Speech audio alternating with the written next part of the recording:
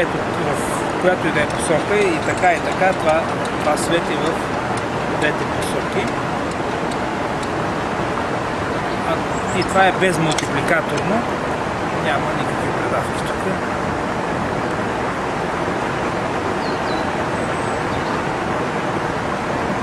Има само вала